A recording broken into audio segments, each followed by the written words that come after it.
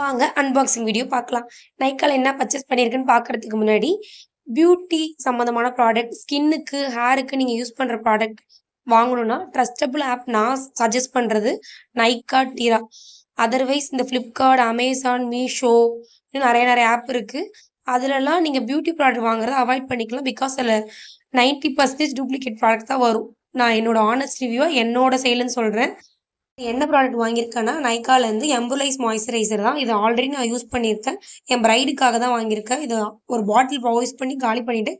இது ஒரு review video, honest review video உங்களுக்கு அடுத்த இதில் நான் அப்லோட் பண்ணுறேன்.